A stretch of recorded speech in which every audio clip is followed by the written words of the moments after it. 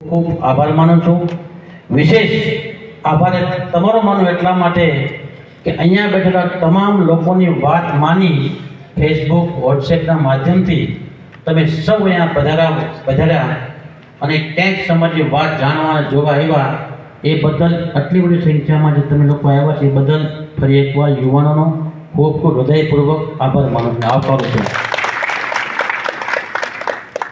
આવા પ્રસંગોના માધ્યમથી કે આવા સંમેલનોથી કે આવા મિટિંગોથી જ્યારે જ્યારે સમાજની વાત આવે ત્યારે કોઈ પણ વ્યક્તિ સંમેલન બોલાવે, મિટિંગ બોલાવે ત્યારે આપણે એમાં અવશ્ય જવું જોઈએ, આવવું જોઈએ ને આવવાની ટેવ પાડવી જોઈએ.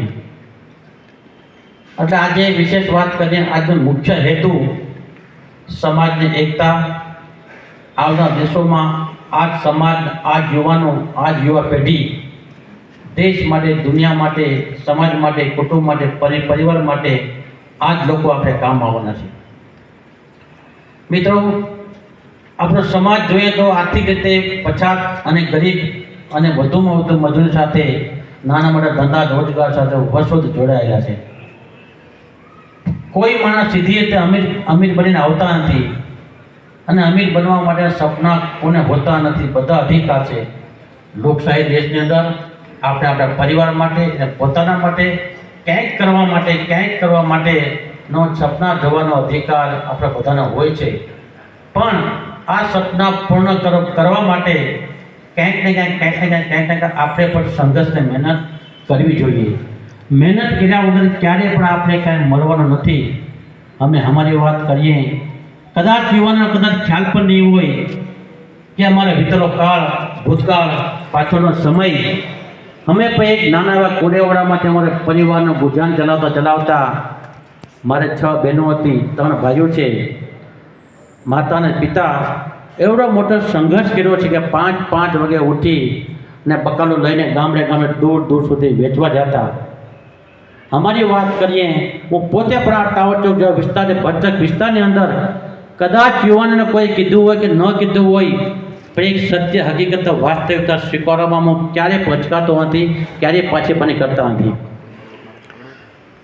ટાવર ચોક જેવા ભરચક વિસ્તારની અંદર એક દિવસના જ્યારે હું ભણતો, અભ્યાસ પણ કરતો, સાથે અભ્યાસની સાથે સમય મળે ત્યારે હું લારી પણ હાંકતો અને મજૂરી પણ કરતો. એક દિવસના 8 રૂપિયા મજૂર, એક દિવસના 8 રૂપિયા, કેવો સમય હશે વિચાર કરી લો. એમ સંઘર્ષ કરતા, મહેનત કરતા આ શહેરના યુવાનોની, આ શહેરના નગરજનોની અને સમાજની લાગણી અમારા પડતા એક સંઘર્ષ કરતા રાજકારણમાં આવ્યા. સૌ પ્રથમ પહેલી વખત રાજકારણમાં પગ મૂકવાની વાત આવી ત્યારે અપક્ષ ઉમેદવાર તરીકે અમે ભીમપરા જેવા પછાત વિસ્તારમાંથી ફોર્મ ભરી હું 3 મતે હારી ગયો ને મારા ઘરના 200 મત જીત્યા. એમ અમે રાજકારણમાં પગ મૂક્યો. ત્યાર પછી સંઘર્ષ કરતા ચૂંટણીઓ આવતી ગઈ. જ્યારે અપક્ષ ઉમેદવારની મુદત પૂરી થઈ ગઈ અને નવી ચૂંટણી આવી ત્યારે ભાજપ પાસે અમે ટિકિટ માગી, અમને ના પાડી. કોંગ્રેસ પાસે ટિકિટ માગી, અમને ના પાડી.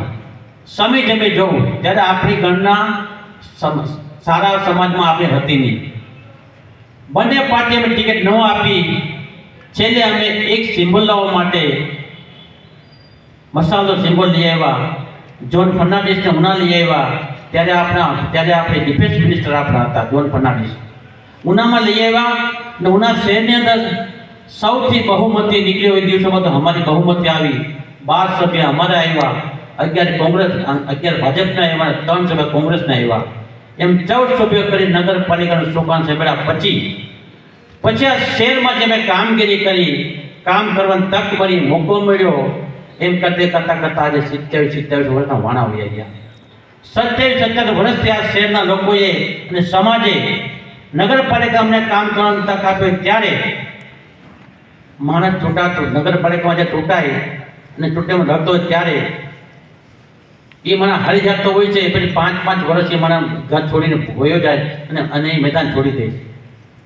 પણ એવું અમે ન કરતા 27 વર્ષથી અમે નગરપાલિકા શહેરને અમે સમય ત્યારે આપ સૌ જાણો છો કે નગરને કેટલો વિકાસ કરવામાં, નગર ડેવલપ કરવામાં કેટલો સિંહ પડ્યો કેટલી એમાં કેટલો આ શહેરને એમ ઊંચાઈ રસ્તા રોડ રસ્તા લાઇટ પાણી સફાઈ આખા ભારતની અંદર અમે સર્વે તો આખા ભારતમાં કદાચ કોને ખ્યાલ ન કહી દઉં આખા ભારતમાં નગરપાલિકાના વહીવટી બાબતમાં સર્વે થયું એમાં આખા ભારતમાં 8 નગરપાલિકા સિલેક્ટ થઈ આખા ભારતમાં 8 નગરપાલિકાની પસંદગી કરવામાં આવી એમાં ઉના નગરપાલિકામાં આખા ભારતમાં ચોથા ક્રમે આવી ચોથા ક્રમે આખા ભારતની અંદર અને ગુજરાતની અંદર સૌથી ક્રમ ગુજરાતની દર વર્ષે આપણે પહેલો નંબર આવે વહીવટી બાબતમાં અને કામ સફાઈ આપણા શહેરના બગીચાઓ જોવું આપણા શહેરના રોડ જોવું આપણે લાઇટની વ્યવસ્થા જોવું દૂર સુધી જ્યાં સમાજની વસ્તી છે ચૂંટણી પહેલાંનું એક સૌથી મોટું કામ આપણે કર્યું છેલ્લા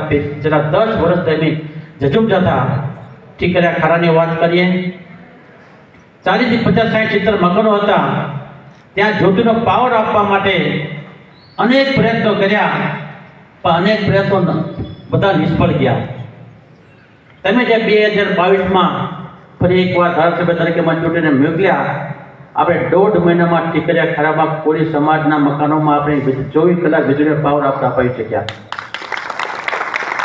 મિત્રો ઘણી વખત 7 થી 12માં પણ ધારાસભ્ય હતો 5 વર્ષ મેં આ દેશના વડાપ્રધાન મોદી સાહેબ 5 વર્ષ મેં કામ બી કર્યું છે મોદી સાહેબની કામ કરવાની પદ્ધતિ અમે બહુ નજીકથી મેં જોઈ છે આવો વેરલો કદાચ ભવિષ્યમાં કોઈને નહીં મળે ફરી એકવાર 5 વર્ષ લોકોની સેવા કરતા તાલુકાની સેવા કરતા ફરી એકવાર ચૂંટણી આવી 2012માં મને ફરી એકવાર ટિકિટ આપી પણ ક્યાંક અમારી પોતાની વ્યક્તિગત કામ કરવાની પદ્ધતિમાં ક્યાંક કમી રહી ગઈ છે ને અમે ન જોવા 7500 મતથી આપણે 2012માં હારી ગયા ઘણી વખત માણસ હારી ગયા પછી એ નિર્વસ થઈ જતો હોય હારી ગયા પછી અનેક રાજ્યમાં લોકોને સંસદ સભ્ય હોય ધારાસભ્ય હોય જિલ્લા પંચાયત સભ્ય હોય કે તાલુકા પંચાયત સભ્ય નગરપાલિકાના પ્રમુખ હોય સભ્ય હોય એ મેદાન છોડીને વહી જતા હોય પણ 2012માં હારી ગયા પછી અમે મેદાન ન છોડ્યું જે પ્રકાર ધારાસભ્ય હતા એ જ મુજબથી જ પદ્ધતિથી અમે કામ કરતા ફરી એકવાર 2022 આવી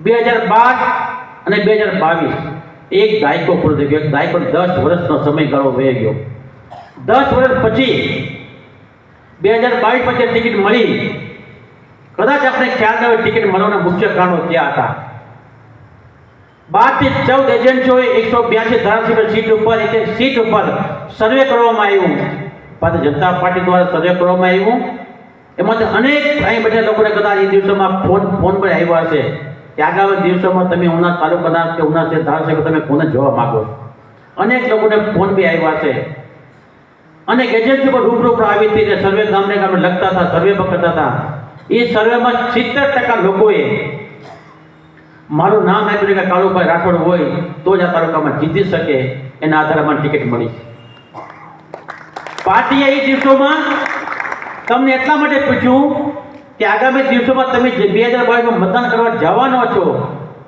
એટલા માટે કાલ તમે જે મત આપવાનો છો અને એ મતનું પુનરાવર્તન પરિવર્તન 2022માં તમે જોયું એ મુજબ આપણે 43,500 મતથી આપણી જીત થઈને આપણે જીત્યા પછી 15 મહિના 16 મહિના જેવો સમય થયો અહીંયા વિનોદભાઈએ ઘણી વાત કરી હશે આઝાદી પછી પહેલી વખત ચૂંટાઈ ગયા પછી 70 વર્ષથી જે કામો નથી થયા એવા કામોની વાત કરીએ તો 500 કરોડની આસપાસ ગીરગઢડા ઉના શહેર અને તાલુકાની અંદર આપણે 500 કરોડ રૂપિયાના કામો લઈ આવ્યા કે જેને કલ્પના પણ નહીં હોય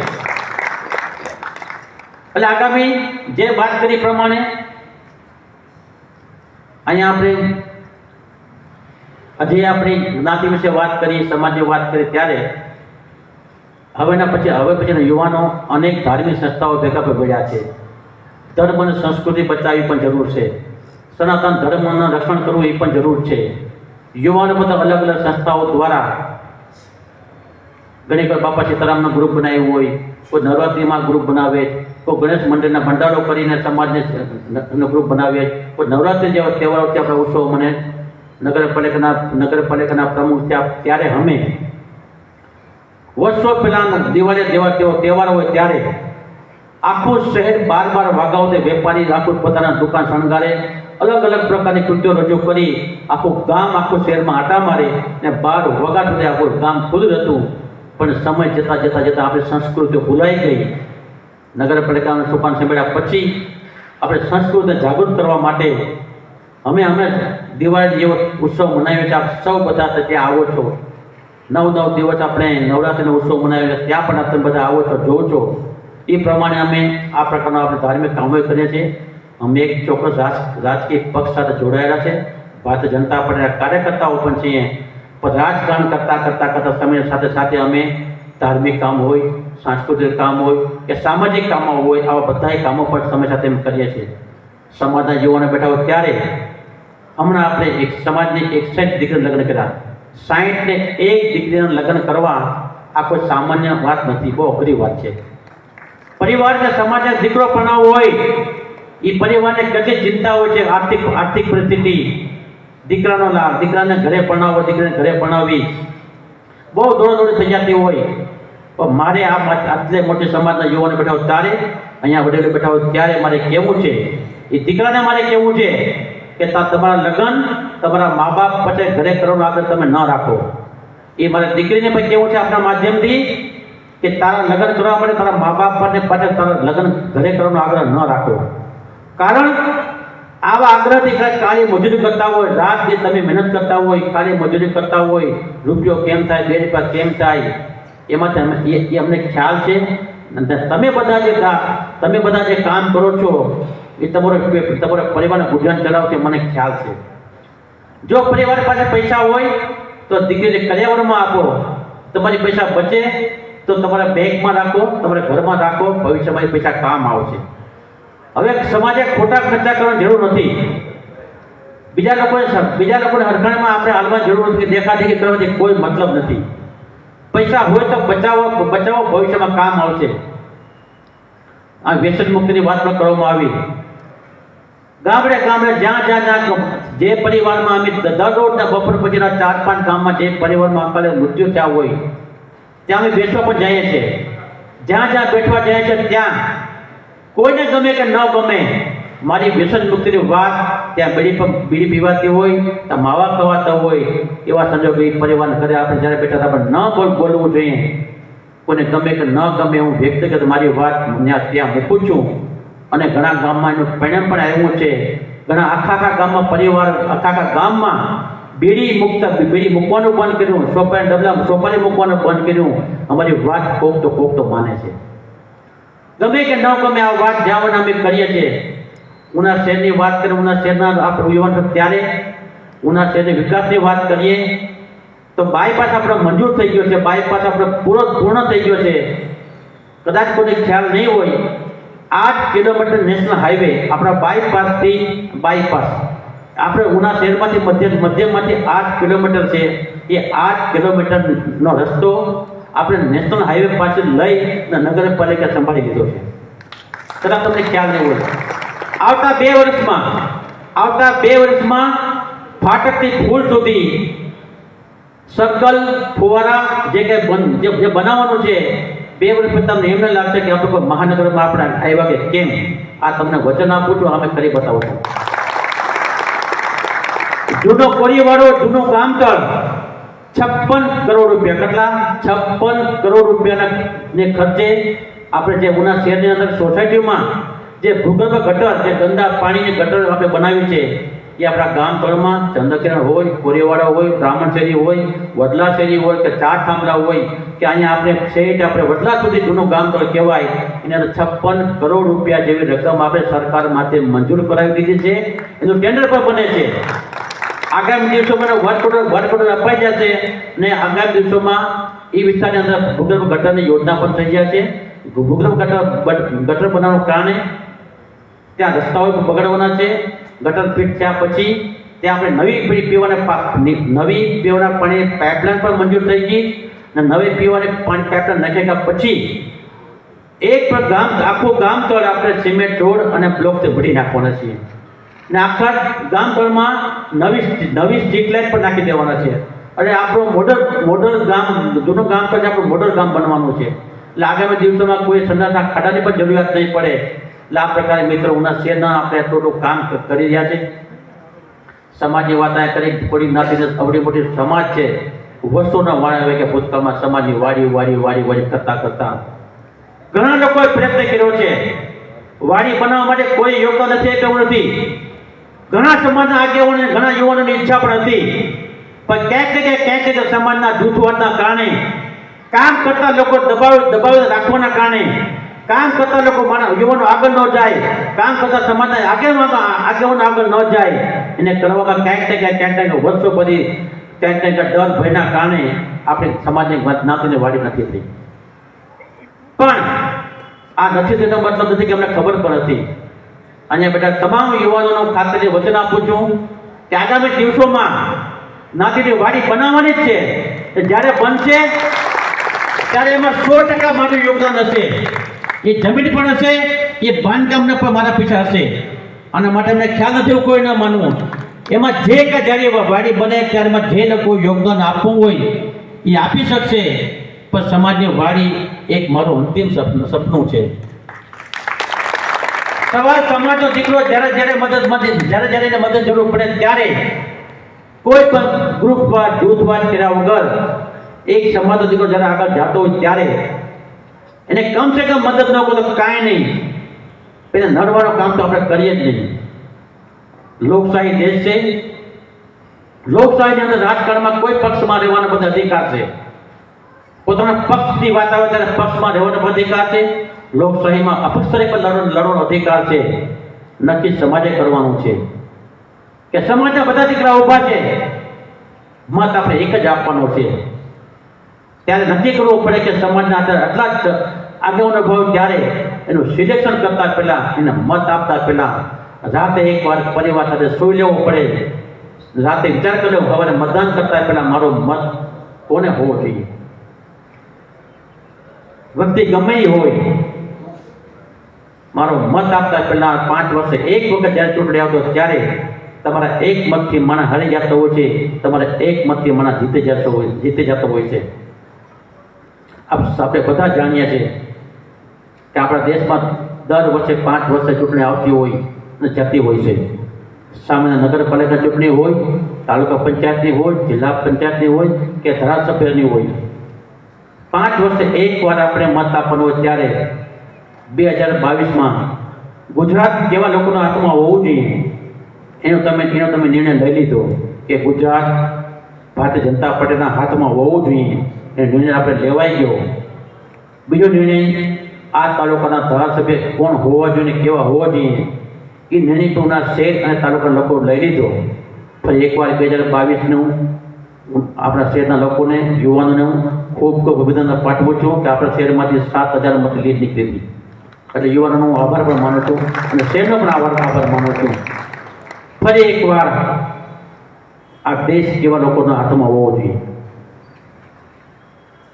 આ દેશ કેવા લોકોના હાથમાં હોવો જોઈએ એનો પણ આપણે નિર્ણય લેવાનો સમય આપણે આવી ગયો છે. આ દેશના આદરણીય વડાપ્રધાન મોદી સાહેબ આ દેશના વડાપ્રધાન બન્યા પછી આપણે સૌ જાણીએ છીએ કે વિશ્વની અંદર કોરોના જેવી મહામારી આવી ત્યારે આખા વિશ્વને કોઈને ખબર નથી પડતી કે આ દેશમાં શું થઈ રહ્યું છે, શું કરવું છે. માણસ ટપોટપ મરવા માંડ્યા.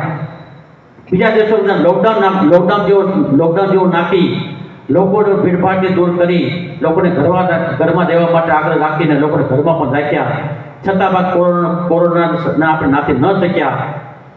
એમ કરતાં માણસની મરવાની સંખ્યા વધતી ગઈ. ત્યારે આદરણીય દેશના વડાપ્રધાનોએ આ દેશના ભારતીય જનતા પાર્ટીના કાર્યકર્તાઓને આહવાન કર્યું કે તમે લોકોની વચ્ચે જાઓ, લોકોની વચ્ચે જઈને માનવ જીવન બચાવવા માટે, લોકોની સેવા કરવા માટે લોકોની વચ્ચે જઈ જેટલી મદદ થાય એટલી કરો. એવા દિવસો ભારતીય જનતા પાર્ટીના તમામ કાર્યકર્તાઓ રોડ પર આવી પોતાની કાર્યાલય ખોલી, ગ્રુપ બનાવી, જૂથમાં રહી જેટલી માનવ સેવા થાય એટલી માનવ સેવા લોકોએ કરી.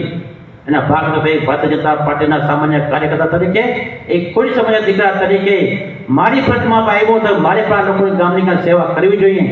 એવા સંજોગોની અંદર અમે અમારી કાર્યાલય ખુલ્લી રાખી ગરીબમાં ગરીબ ઘર સુધી છોટા હાથી રાખી, મોટું વાહન રાખી, રાશનની કીટો બનાવી, પછાત વિસ્તારમાં જેટલી મદદ થાય ગરીબો સુધી પહોંચાડી. એમ કરતા કરતા કરતા અમે ભાવનગરથી 200 બાટલા ઓક્સિજન મગાવી, 200 બાટલા ઓક્સિજન મગાવ્યા. રોડ ગાડી આવે. જેની પાસે પૈસા હતા તેના પરિવારને બચાવવા માટે ઓક્સિજનના બાટલા પણ હતા. જેની પાસે પૈસા પણ હતા તેના પરિવારને બચાવવા માટે દવાખાના બેડ મળતા હતા, ખાટલા પણ નહોતા. જેની પાસે કરોડો રૂપિયા પણ હતા તેના પરિવારને બચાવવા માટે રેમડેસિવિર ઇન્જેક્શનની વ્યવસ્થા પણ નથી. મારે આજે કહેવું છે કે રાજપરાના બચુભાઈ બાબુભાઈ કડવા કાંધાના કદાચ ઓળખતા હશે. એના એક પરિવારને બચાવવા માટે, દીકરાને બચાવવા માટે, જમાને બચાવવા માટે રાજકોટ 2 વ્હીલ જાય અને 25,000નો એક ઇન્જેક્શન એને રોજ ઉના આવે અને એક ઇન્જેક્શન આપવામાં આવતું એના પરિવારને બચાવવા 25,000 એક ઇન્જેક્શન રાજકોટ લઈને આવતા હતા. અમને ખબર પડી, એ પરિવારને ફોન કરીને કહી દીધું કે હવે રેમડેસિવિર ઇન્જેક્શન લેવા માટે તમે ત્યાં ન જતા, અમે તમને વ્યવસ્થા અહીં અમે કરી આપશું. એવા સંજોગોમાં અમે રેમડેસિવિર ઇન્જેક્શન વ્યવસ્થા પર કરી આપતા. મિત્રો, કેવો ખરાબ સમય હતો. ડેડ બોડીઓ પોતાના પરિવારના દવાખાને મૂકીને વયા જતા હતા. એને અંતિમ ક્રિયા કરવા માટે માણસ પણ હતા. સમસાન સગડી આપણે ટૂંકી પડી, 4 સમસાન સગડી હતી. તાત્કાલિક અસરથી અમારા સ્વખર્ચે બીજે બાજુમાં 4 નવી સમસાન સગડી ઊભી કરી અને 8 સગડી ઊભી કર્યા. પછી અમે 8 સગડી સબોથી સળગતી હોય ત્યારે અંતિમ સંસ્કાર કરવાવાળા કોણ? એક પણ માણસ. અમે ગાડી લઈને સમસાન જતા ત્યારે 50 ફૂટના અંતરથી આગમનની અંતિમ ક્રિયાઓ થતી હોય ત્યારે એક પરિવારનો એક માણસ પણ અમે સ્થળ પર જોવા નથી મળ્યું. મિત્રો, આવા દ્રશ્યો મિત્રો અમે જોયા છે.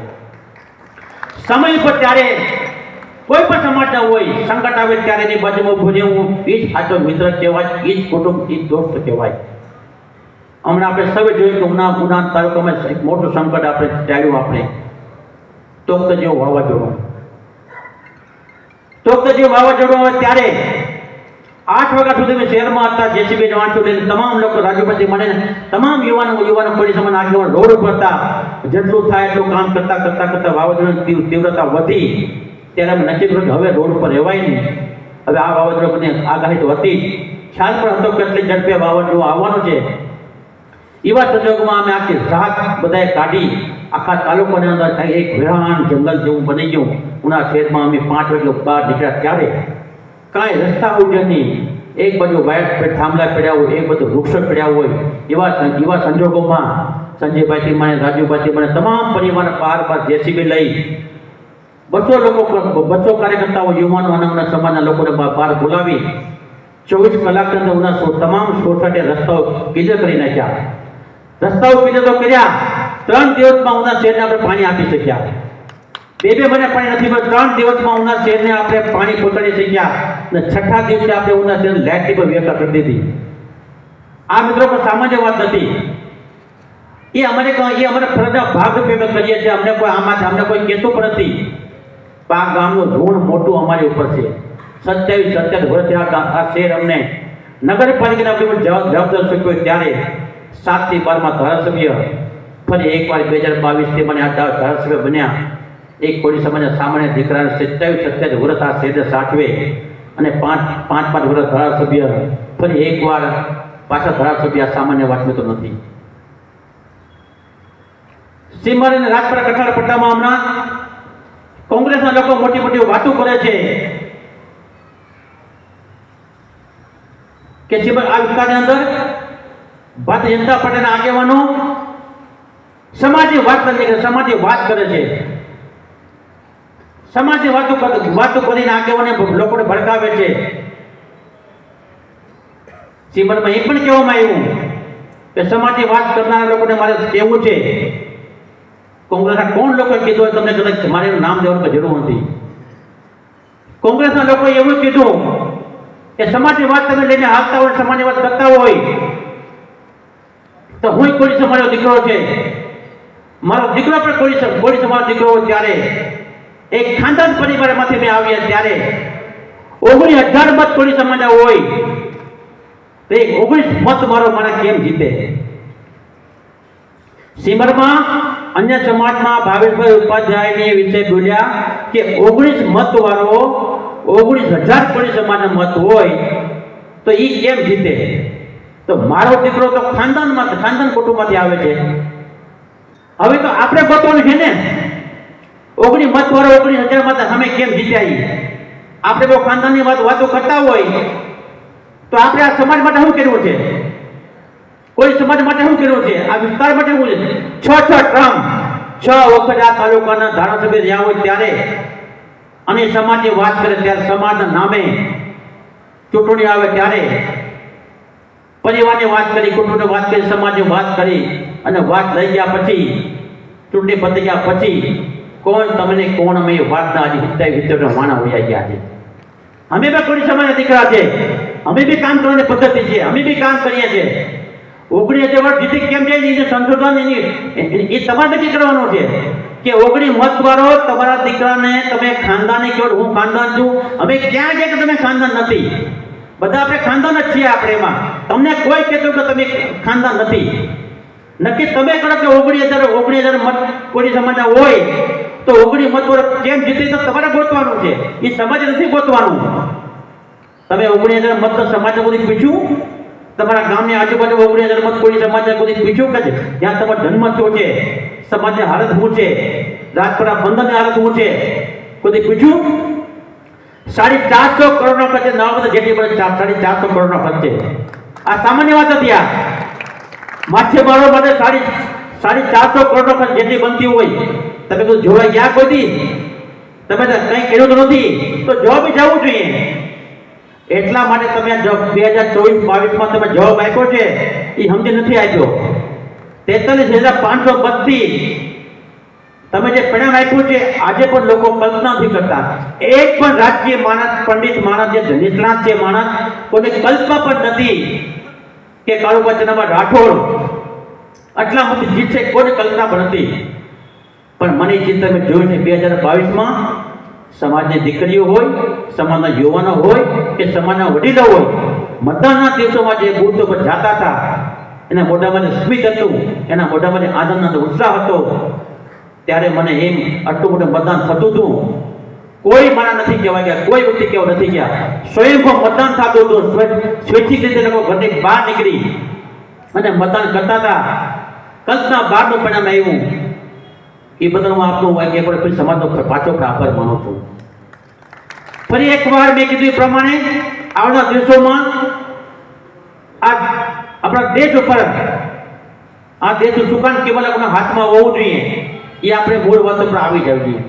આદરણીય મોદી સાહેબની વાત કરીએ, એના એજન્ડામાં ભગવાન શ્રી રામનો વર્ષોથી બીજેપીની એજન્ડામાં હતું.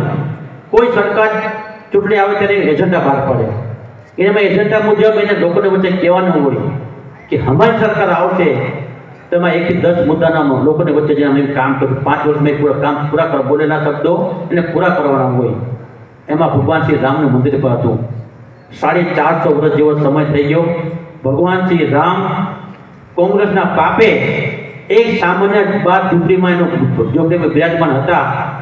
ભારતીય જનતા પાર્ટી સરકાર બની 2014 થી 19માં સૌથી પહેલો ભવ્ય શ્રી રામ ભગવાન શ્રી રામનું મંદિર બને, ભવ્ય મંદિર બને. આપણે સૌએ જોયું કે અયોધ્યામાં લોકશાહી ઢબે નહીં પણ કોર્ટના ચુકાદો રાજી સુપ્રીમ કોર્ટમાં ન્યાય સુપ્રીમ કોર્ટમાં ચુકાદો આવ્યો ત્યાર પછી અયોધ્યા ભગવાનની ભવ્ય રામ પણ બની ગયું.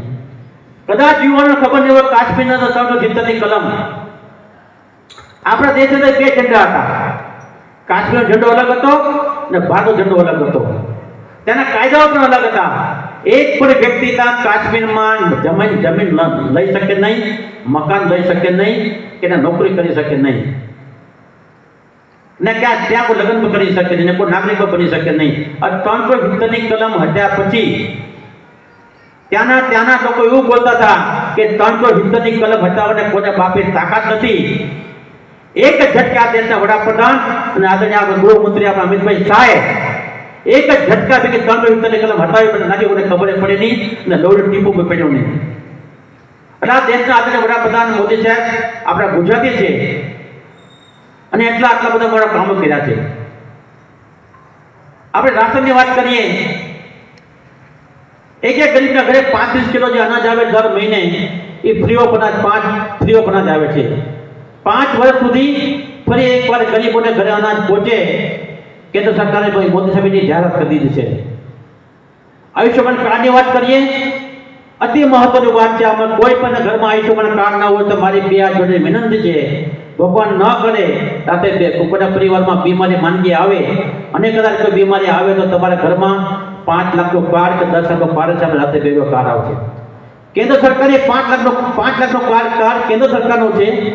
5 લાખ રૂપિયા 5 લાખનું કાર્ડ ગુજરાત સરકારનું છે.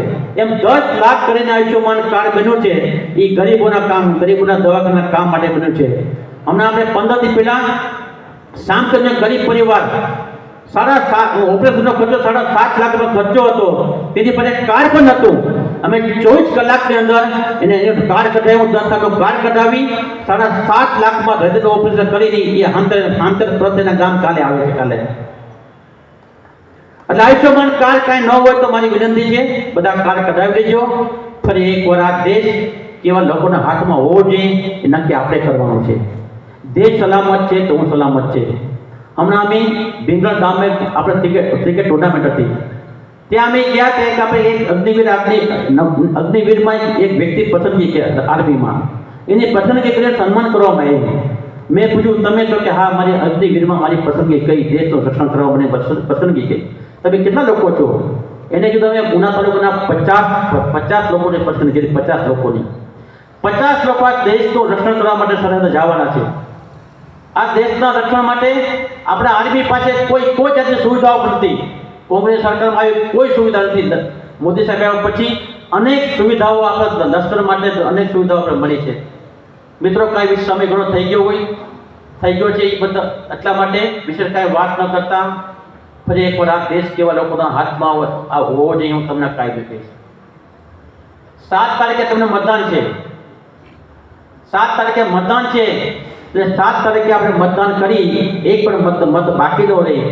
પરિવાર સાથે આપણે જે ઉત્સવ મનાવતા હોય, કોઈ તહેવાર મનાવતો હોય, પરિવાર સાથે આ ચૂંટણી એક ઉત્સવ વચ્ચે એક પર્વ છે. એક પર્વ વચ્ચે એક જાતનો, કારણ કે આ દેશનું ભવિષ્ય છે. આ દેશ ગમે તેવા લોકોના હાથમાં વયો જાય તો આ દેશ કોણ ક્યાં જાય કે નક્કી નહીં. એટલે આ દેશના ભવિષ્યની ચૂંટણી હોય ત્યારે આવનાર દિવસોમાં પરિવાર સાથે સવારે મતદાન કરીએ અને કરાવીએ અને જ્યાં આપણો કુટુંબ પરિવાર હોય ત્યારે આપણે બધાને મદદ કરીએ. તમને ખ્યાલ તો છે ને કે આ ચૂંટણી હાલે છે દેશ માટેની. કેટલાક લોકોને ખ્યાલ છે આ ચૂંટણી હાલે ચાલુ છે અત્યારે? કેટલાક લોકોને ખ્યાલ છે? જેટલા લોકોને ખબર હોય બધા આનું કરો. બીજું મારે તમને એ પૂછવું છે કે સંસદ સભ્યના ઉમેદવાર કોણ છે? ખ્યાલ છે કોઈને? કેટલાક લોકોને ખ્યાલ છે આમાંથી? કેટલાક લોકોને ખ્યાલ છે કે લોકસભાના ચૂંટણીના ઉમેદવાર કોણ છે? કેટલાક લોકોને ખ્યાલ છે? 50% માત્ર ઊંચો થયા છે.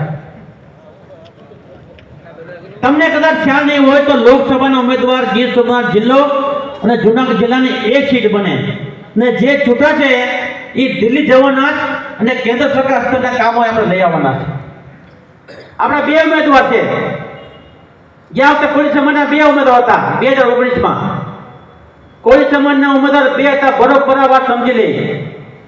કોળી સમાજના 2 ઉમેદવાર હતા. આ વખતે કોળી સમાજના કેટલા ઉમેદવાર છે? કોળી સમાજના કેટલા ઉમેદવાર છે? તો મારી દ્રષ્ટિએ અમારી વિશેષ કાંઈ કહેવાની મારી દ્રષ્ટિએ કોઈ જરૂર આવશ્યકતા લાગતી નથી. પણ ચૂંટણીઓ છે, ધ્યાન રાખજો. ઘણી વખત ઘરના ખાતકી ન બને. કોઈ યુવાન કદાચ રાહ ભટકી જાય કે યુવાન દિશા ચૂકી જાય, કોઈ વડીલ દિશા ચૂકી જાય, કોઈ કુટુંબ દિશા ચૂકી જાય. ચૂંટણી છે. નાની મોટી વાતો ઘણું આવશે. નાતીવાદ, વ્યક્તિવાદ, કુટુંબવાદ, પરિવાદ, ઘણી વાતો આવશે.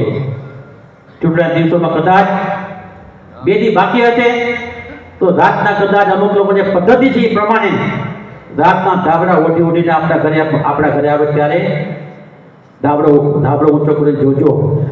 આપણો તો નથી ને. આ ખાસ ચિંતા કરજો. ના વાતમાં કોઈ નહીં આવતા. સમાજની વાત છે. આ દેશની વાત છે. ફરી એકવાર આ દેશના વડાપ્રધાન આદરણીય મોદી સાહેબ બને ને એક કોળી સમાજનો દીકરો રાજેન્દ્રભાઈ ચુડાસમા ફરી એક ત્રીજી વખત સંસદ સભ્ય બને અને મોદી સાહેબ ત્રીજી વખત વડાપ્રધાન બને એટલી વાત સાથે મારી વાત પૂરું કરી કરું છું. ભવિષ્યમાં આટલા યુવાનો ભેગા થયો ત્યારે મારી વ્યક્તિગત વાત કરું. હું રાજકીય માણસ છે પણ સમાજ માટે નથી. હું એક વ્યક્તિ પાસે મારો મોબાઈલ નંબર હોવો જોઈએ. મારો ફોન મિત્રો હું ઉપાડું છું. સમાજને જ્યાં જ્યાં જરૂર પડે, કોઈ સમાજના દીકરા પરિવાર કુટુંબને જ્યાં જ્યાં મુશ્કેલીમાં હોય, કોઈ લગ્ન હોય, ધાર્મિક કામ હોય, કોઈ પ્રસંગ હોય, કોઈ ઘર ગરીબ હોય, તહેવારોમાં એ પરિવારને કંઈ અટક્યું હોય, યુવાનોને ખાસ જરૂર હોય, એ પરિવારને કાંઈ મારી મદદ જરૂર હોય તો તમે મને ફોન કરવાની ટેવ પાડો. એક સત્ય હકીકત વાત કરું, આટલા સુધી ક્યારે પણ કોઈ સમાજના એક પણ દીકરાનો કે એક યુવાનનો ફોન મારી પાસે ક્યારે આવતો નથી. હું સમાજનો દીકરો છું, સમાજની વચ્ચે રહું છું ને સમાજમાંથી નાનો મોટો છું અને સમાજથી અમે ઉજળા છીએ. એટલે સમાજના દીકરા તરીકે એક વડીલ તરીકે તમે જ્યાં જરૂર પડે જે પ્રકારે મારી જરૂર હોય મારો નંબર રાખજો. નંબર કદાચ ન હોય તો એકવાર મોબાઈલ કાઢી ને આપણે નંબર લખી લીજો. પણ આપણે આ દેશની ચૂંટણી છે, આપણે આ મોદી સાહેબને સમર્થન આપવા માટે તમામ લોકોના હાથમાંથી આપણે મોબાઈલ કાઢી ને આ બધું આપણે ફ્લેશ લાઇટ મારવાની છે. તમામ લોકો આપણા મોબાઈલમાં હાથ બાળી કાઢેલો આ દેશના વડાપ્રધાન આપણે સમર્થન આપવા માટે આપણે ફ્લેશ લાઇટ મારી આપણે મોદી સાહેબને સમર્થન આપીને ને ફરી એકવાર મોદી સાહેબ આપણે દેશના વડાપ્રધાન બને. એક પરંતુ હાથમાં મોબાઈલ હોવો જોઈએ. ડાયરામાં આપણે બધા કાઢીએ. આ તો સમાજ છે. આ તો ડાયરામાં તમામ આપણે મોબાઈલ પર આપણે લાઈટ કરતા હોય તો ભલે આપણે અહીં કલાકાર નથી પણ સમાજ તો છે ને. સમાજના દીકરાની વાત છે, દેશની વાત છે. હજી બધા મોબાઈલ જે લોકો જે બાકી હોય મહેરબાની કરી 2 હાથ જોડી મારી વિનંતી છે, 2 હાથ જોડી મારી વિનંતી છે કે જેની પાસે મોબાઈલ છે એ બધા ફ્લેશ લાઇટ મારજો. બધાનો ખૂબ ખૂબ આભાર. Thank you. ભારત માતા કી, ભારત માતા કી. આપણે બધાએ આપણે બધા ભારતના વતનીઓ છે ને ભારત માતાના સપૂત છે. આપણી માને જય બોલાવવા આપણે કાંઈ ચિંતા કે સંકોચ ન હોવો જોઈએ. ભારત માતા કી, ભારત માતા કી. એકવાર 2 હાથ ઊંચા કરી હાથમાં મુઠ્ઠી વાળીને ફરી એકવાર ભારત માતા કી, ભારત માતા કી, ભારત માતા કી. ખૂબ ખૂબ આભાર. ધન્યવાદ. Thank you. જય કોળી સમાજ. ભાઈ દરેક લોકોને વિનંતી કે કોઈ પણ નાસ્તો કર્યા વગર ન જાય. કાળુભાઈ ખાસ આપણા માટે વ્યવસ્થા ગોઠવી છે કે મારો પરિવાર ભેગો થયો હોય